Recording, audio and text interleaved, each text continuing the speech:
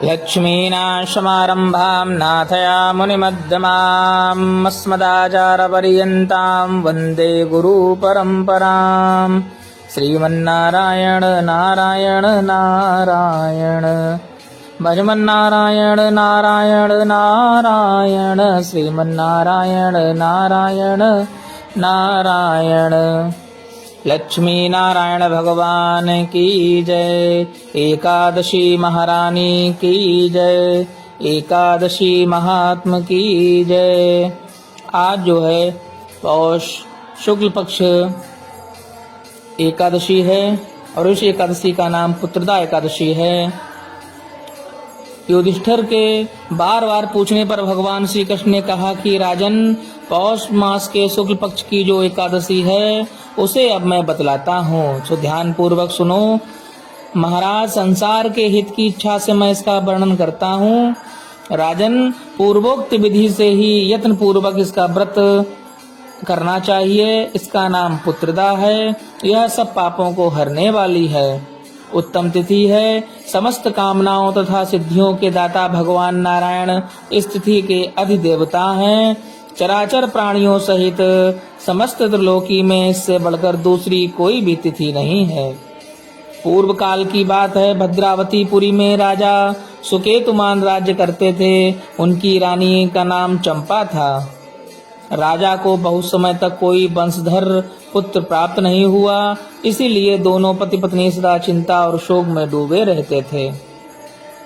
राजा के पितर उनके दिए हुए जल को शोकोच्छ्वास से गर्म करके पीते थे, अर्थात शुद्ध करके पीते थे। राजा के बाद कोई ऐसा दिखाई नहीं देता था जो हम लोगों को जल दे सके, तर्पण कर सके। यह सोच करके पितर दुखी रहते थे। एक दिन राजा घोड़े पर सवार होकर गहन वन में चले गए। पुरोहित आदि किसी को भी इस बात का पता न था। मृग और पक्षियों से सेवित तो सघन कानन वन में राजा भ्रमण करने लगे। मार्ग में कहीं सियार की बोली सुनाई पड़ती तो कहीं उल्लुओं की। जहां तहां रीछ और मृग दृष्टिगोचर हो रहे थे। इस प्रकार घूम घूम कर राजा वन की शोभा बढ़ा रहे थे। इतने में दोपहर हो गई। राजा को भूख और प्यास सताने लगी। वे जल की खोज में इधर उधर दौड़ने लगे। किसी पुण्य के प्रभाव से उन्हें एक उत्तम सरोवर दिखाई दिया, जिसके समीप मुनियों ने बहुत से आश्रम बना रखे थे। शोभाशाली नरेश ने उन आश्रमों की ओर देखा। उस समय शुभ की सूचना देने वाले शगुन होने लगे। राजा का दाहिना नेत्र और दाहिना हाथ फड़कने लगा, जो उत्तम फल की सूचना दे रहा था। सरोवर के तट पर बहुत से मुनि वेद पाठ कर रहे थे। उन्हें देखकर राजा को बड़ा हर्ष हुआ। वे घोड़े से उतरकर मुनियों के सामने खड़े होकर पृथक पृथक उन सबकी वंदना करने लगे, यानी बारी बारी से उनकी वंदना करने लगे। वे मुनि उत्तम व्रत का पालन करने वाले थे। जब राजा ने हाथ छोड़कर बार बार दंडवत प्रणाम किया, तब मुनि ने कहा कि हे राजन, हम लोग तुम पर बहुत प्रसन्न हैं। राजा कहते हैं कि आप लोग कौन हैं, आपके नाम क्या क्या हैं तथा आप लोग किस लिए यहाँ एकत्रित हुए हैं, यह सब सच सच बतलाइए। मुनि लोग कहते हैं कि राजन, हम लोग विश्वदेव हैं, यहाँ स्नान के लिए आए हैं। माघ निकट आया है। आज से 5वें दिन माघ का स्नान आरंभ हो जाएगा। आज ही पुत्रदा नाम की एकादशी है, जो व्रत करने वाले मनुष्यों को पुत्र प्राप्त करवाती है। राजा ने कहा, हे विश्वदेवगण, यदि आप लोग प्रसन्न हैं तो मुझे पुत्र दीजिए।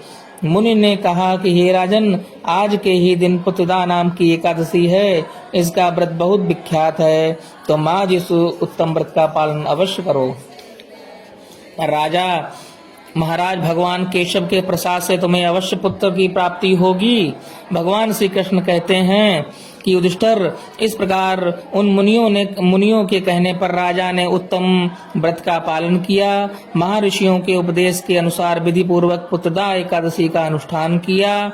फिर द्वादशी को पारायण करके मुनियों के चरणों में बारंबार मस्तक झुकाकर राजा अपने घर आए। तदंतर रानी के गर्भ में धारण किया।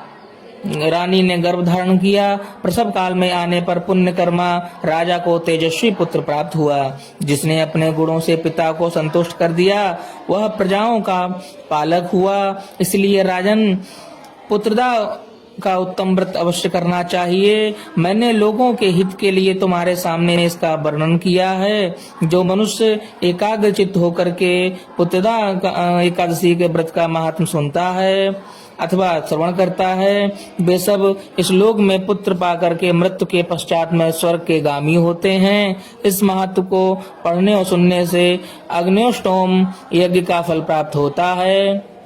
इसमें कतई दो राय नहीं है। इसी के साथ में आज की कथा यहीं समाप्त होती है। शेष आगे की कथा अगली एकादशी को सुनाई जाएगी। बोलो एकादशी महारानी की जय, एकादशी महात्म की जय, लक्ष्मी नारायण भगवान की जय, वृंदावन बिहारी लाल की जय। जय जय श्री मन नारायण।